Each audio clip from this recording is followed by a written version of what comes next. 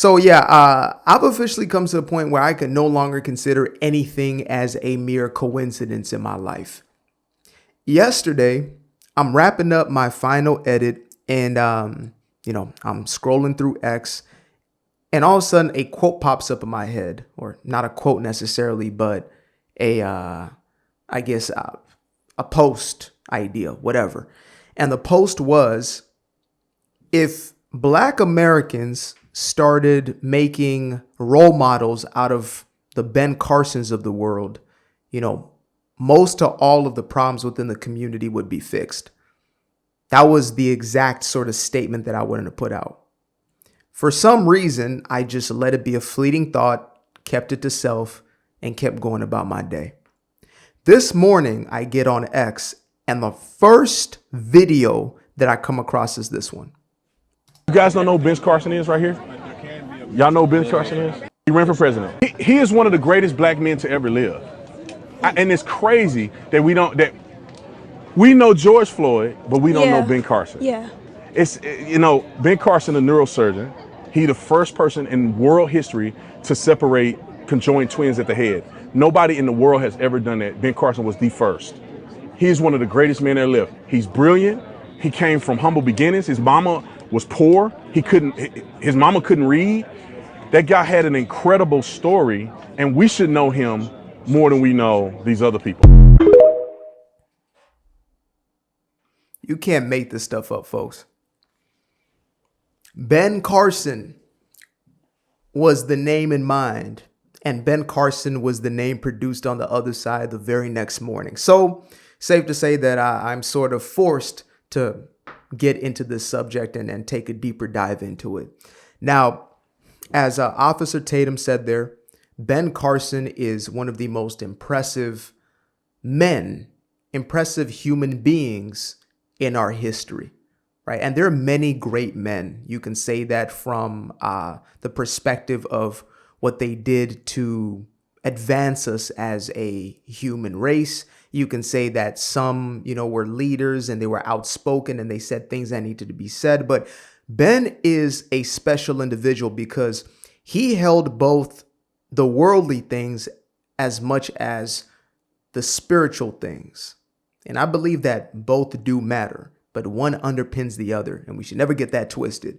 He was a man whose faith was first, and everything else was built on that foundation. So when you look at his life, you see a moral man, not a perfect man, but a moral man, a man whose decisions were led by God, a man who submitted himself to God.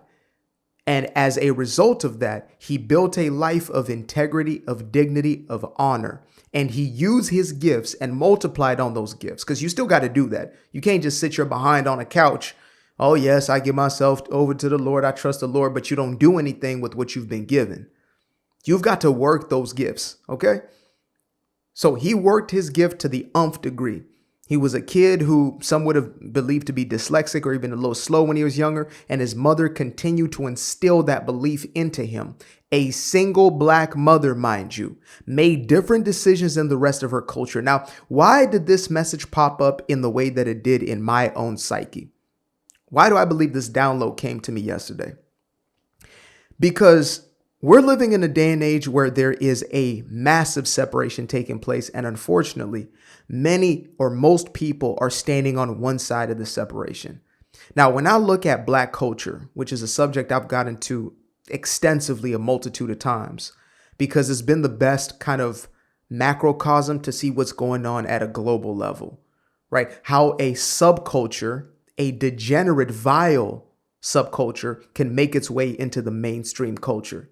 When Black people used to be the most conservative, the most, family-based, there were more in wedlock births than in any other demographic at large at a certain point in American history. And now we look at it and it's the exact reverse.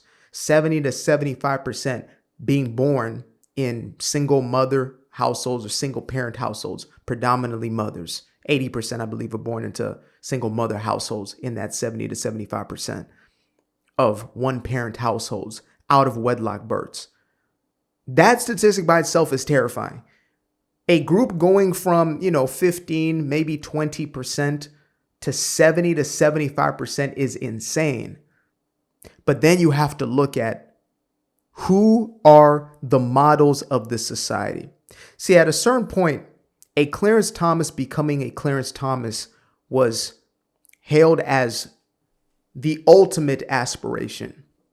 A Ben Carson becoming a Ben Carson, right? Becoming the neurosurgeon savant, one of the greatest that ever lived, who changed the entire space, as Officer Tatum referred to the story of the conjoined twins who were separated and there was a successful surgery there. He was the first one to do that. A man of that sort of achievement would be seen as heroic, as the standard. And yet, who do we have as a standard? We have rappers, singers, actors. Now, those would be no problem at all, right? The arts is a beautiful thing. That's a gift from God too. Don't get that twisted. And they're incredible people in these spaces, but those aren't the ones that are at the helm of what it is to become at a mass level. Instead, whether it was the 90s, it was NWA, it was Tupac Shakur, Biggie Smalls. I mean, more people wanted to be Pac. So let's just say Pac, Thug Life, right? That was the hero worship of the day. Today, it's what? 21 Savage, Future. These are the heroes. The guys who preach a message of drug abuse, promiscuity. I mean, taking the lives of your own brothers and sisters. Who glorify criminality. Who glorify the most debaucherous behavior fathomable. These are the people that are held up as the heroes, as the role models, while the Ben Carsons of the world are forgotten and unknown. And I'm as guilty of this as anybody else. When I was coming up, I didn't give a damn about no damn Ben Carson. I didn't care about a Ben Carson. Who? Why? Okay, but I want to rap. So what does Ben Carson have to do with me? Well, then I might have to ask myself, why is it that I wanted to rap more than I wanted to be a neurosurgeon? Because the influences were so heavy. The aspect of seeing yourself in another individual based on race alone is also one of the most dangerous things that has happened. And it's not something that happened simply naturally, right? Though you could say, well, it's tribalism and that's natural. But the reality is this.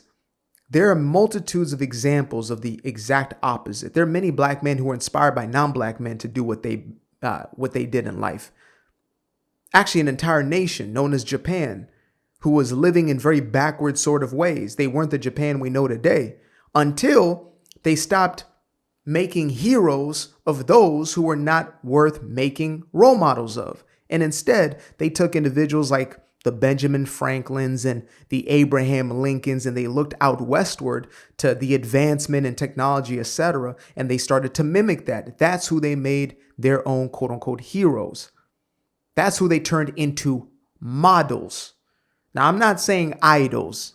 There should not be an idol. Only the one true God.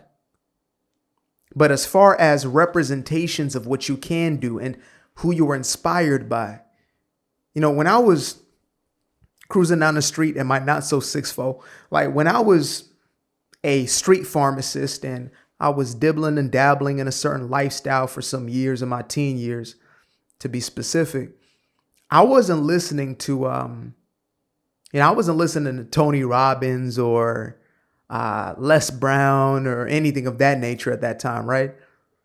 I wasn't tuned into the word of God or anything that was positively inclined. No, I was listening to Nipsey Hussle. I was listening to Rick Ross. Maybe that ages me just a little bit, but that's what I was tapped into.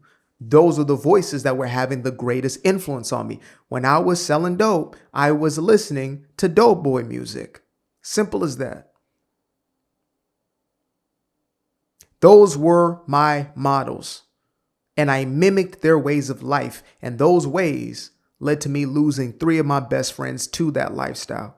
4, if you really want to count everybody in the mix. Out of 5 of us, 3 are no longer with us.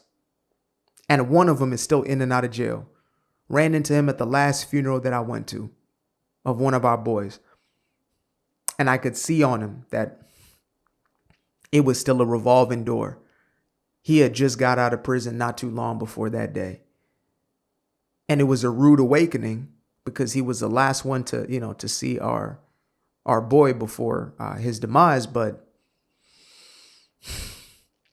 the choices were still being made to follow and pursue that lane. Now, this started in the community, broader community, if you were to call it that even, or in the quote unquote culture, Black American culture, when God became a non-factor, or they replaced the true and living God for a image of God, an image based upon their own desires. Am I lying? When God left the house, then all of a sudden, well, we ain't got to get married. We can just have kids. I mean, the government's taking care of us. So now the government, big daddy government, or sugar daddy government is now your God. Now sugar daddy government's paying for this, paying for that. Keep that man out. Then feminism came in and was the Black woman's God. Oh, yes. Go get the bag, queen. Y'all think that's new? Y'all think going to get the bag is new? No. No, it's not. That was the mentality that they were already starting to adopt in the 60s and the 70s and the 80s. By the time the 80s came around, no dad in the house. Boyfriends and all kinds of stuff end up in prison, losing their lives. People want to blame the CIA for the crack epidemic. And I say, why was this community so susceptible to crime, to violence, to the use of narcotics when other communities were not? Now, I'm not saying they would be the only ones susceptible, but why was this community so affected? Because God was already gone and father in the house was already gone, who would create any sort of structure and order in the household. You had emotionally irregulated mothers raising their children in fight or flight responses, overwhelmed and overcome by emotion and fear, having no sense of covering over them. And they were the ones running the household. And the boys being raised from those environments, as statistics have shown us, were the ones who end up in prison, the ones who end up selling dope on the dope and losing their damn lives, whether it's in a cell or in a box 6 feet under. That's the byproduct of that broken and disintegrated structure that God had created. God over man, man over woman, woman over child. It's not to say one is better, even though God is higher, but it's not to say one human's better than the other. It meant that leadership was necessary from that man. Structure, discipline, guidance, order was necessary because he was getting it from above. Once that cut off, now he said, well, I have no responsibility. Then she said, well, I have no responsibility. And now we got kids being raised by television screens. Then it turned to kids being raised by these phone screens and these iPad screens. And who's on those screens? Let me see a little short list here. Let me see who we got. Who's being worshiped? We got Tupac. We got Jay-Z. That's the older generation. Then we got Lil Wayne. We got Kanye freaking West. That becomes your guy. Back in the day, Ice Cube. Back in the day, Snoop Dogg. Back in the day, LL Cool J. I want to be the lady lover. Not just that. Now we got what? For the ladies, Lotto, Sexy Red. What's these other new demons that have been coming out? I'm not hip to a lot of the ones. Ice Spice, right? That's the ones that are being held as the gold standard within the community. And you wonder why the community is so disintegrated. Anytime I speak truth and it is in relationship with this specific community of people, I will get 1 or 2 responses from the community. One is thank you for telling the truth. The other is they wish me to die, that I am a sellout and that I am the problem in the community. I used to be so confused when you hear the stories of the prophets of old and, how they would go into their own town or whatever it is and they get, chewed up and spit out. There is no place for a prophet in his own home, right? Words of Yeshua himself. I used to be confused about that until I lived real life where I started telling the truth as it was and it started getting spit up and chewed out and, spit out. We don't want you. You're the problem. You're the one trying to stop us from having a good old time. The culture is broken. The culture is broken. It's not fractured. It's not sprained. It's broken. It's disintegrated. It's in pieces. It's in shambles, as they say. The culture is broken. And there is a way to healing, but they don't want to submit to that. God, no, they're their own God. Absolutely not. Not the God of Ben Carson. Not the God of Clarence Thomas. Nope. Not that one. No, they want their own God. They want to do what they want to do when they want to do it. They want to show up to church on Sunday after twerking from Monday to Saturday. That's what they want. They want to throw it back. They want to fill themselves up with Hennessy. They want to hit the club, hit the scene, hit the spots, wake up in a random dude or random woman's home. That's what they want to do. I mean, that's what I wanted back in the day. That's what I wanted. That's what I was getting into. So I get it. You are your own God. And so you make models. You make images, graven images for yourself out of these so-called celebrities.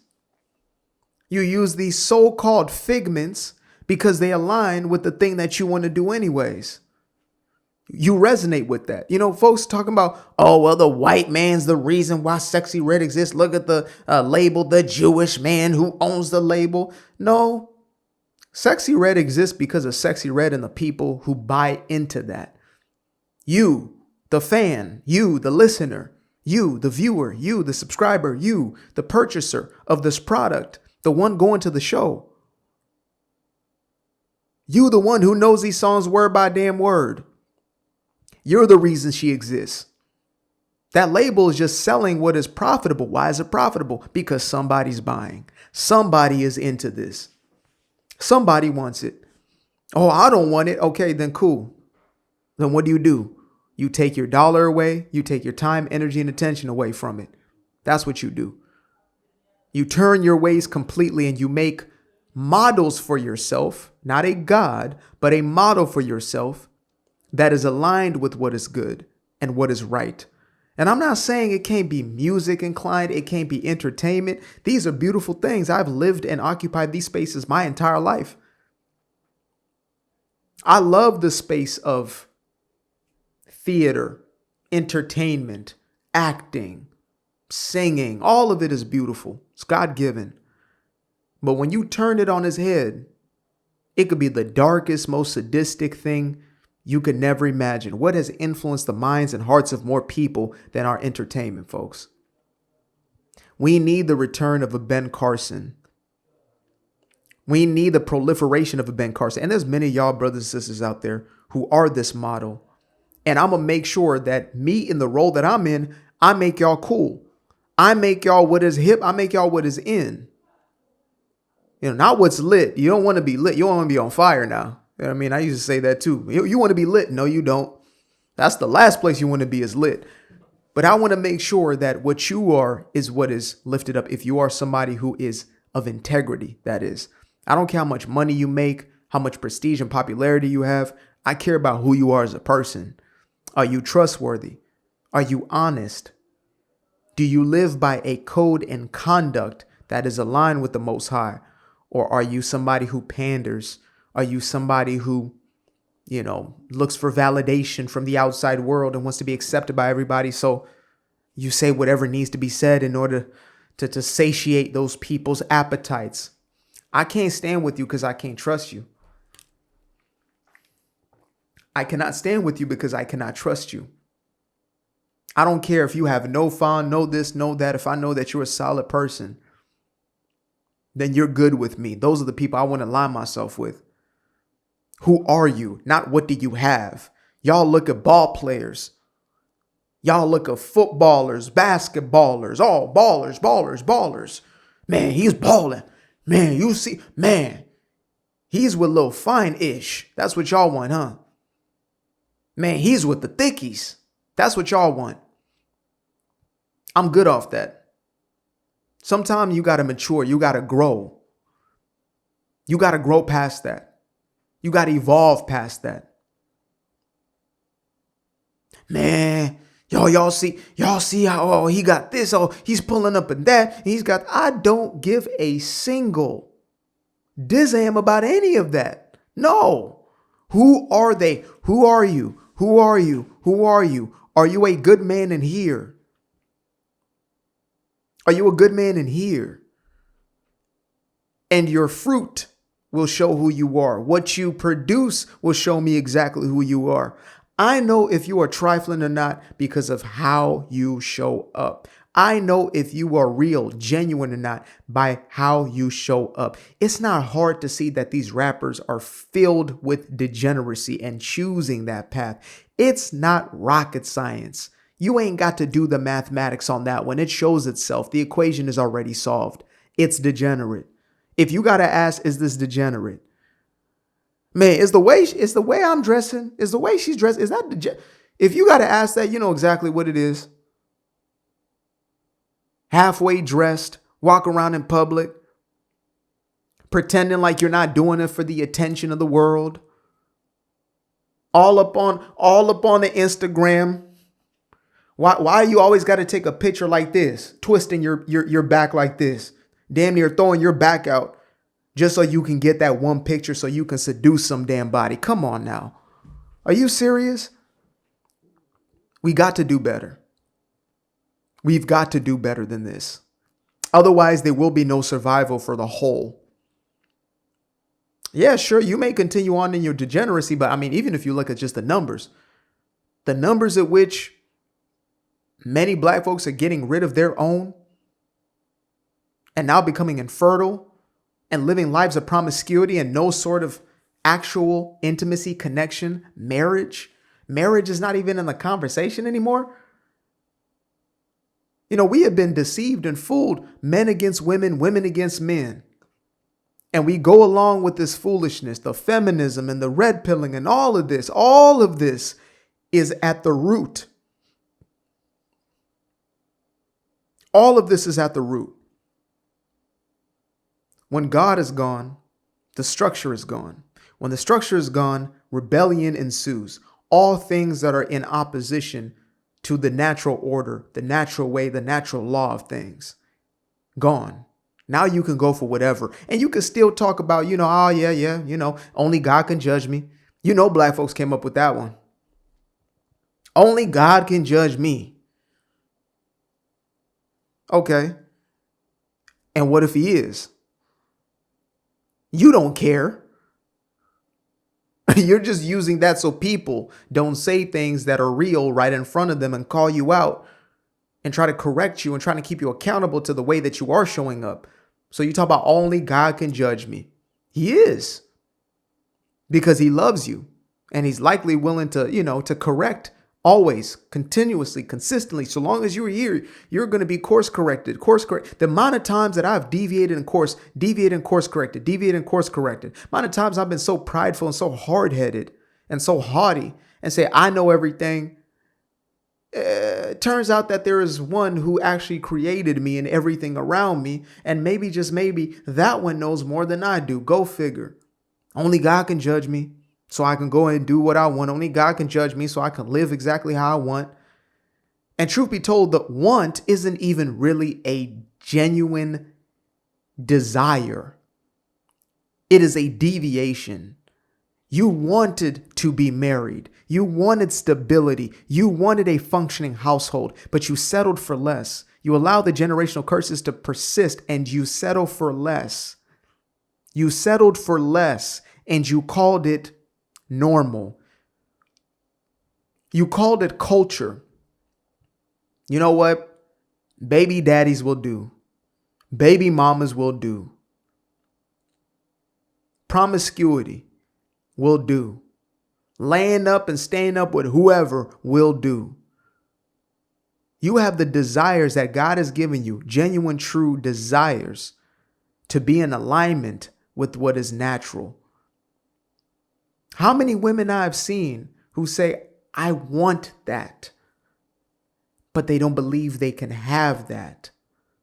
And the society, the culture has told them that you don't need that. They want a man who's going to be a man in the household, be the leader, make decisions. She can trust and fall into, and she can be a woman. She can fall into her natural state of being and relax. Oh, but no. My culture says that I don't need no man. It's the wrong way. Ben Carson.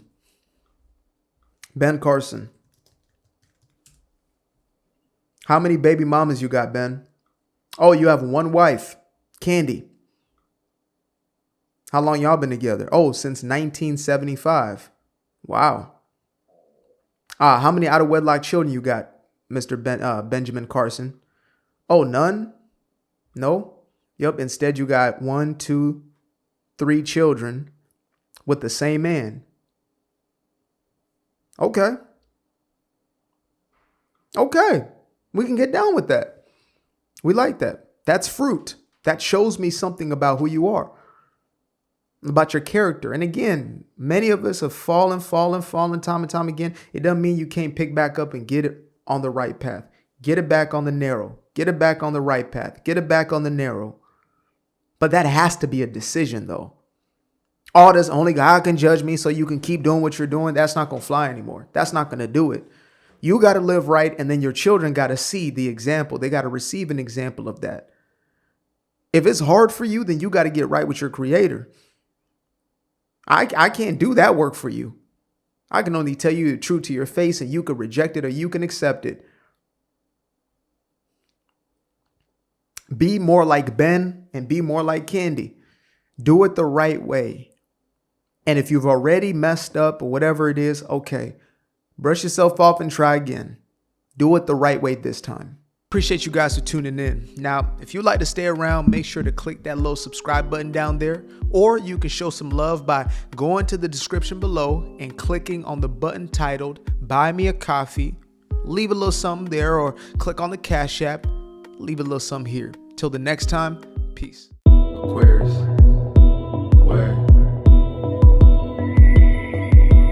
I've been up for hours, I've been up for days, you. Staring at the ceiling, I've been counting strays, you. I've been in my feelings, I've been out of mind. I've been getting visions of the other kind. I've been up for weeks. I'm in the counting blessings over counting sheep. I can never be the type to limit when it comes to me. I used to be the pleaser for the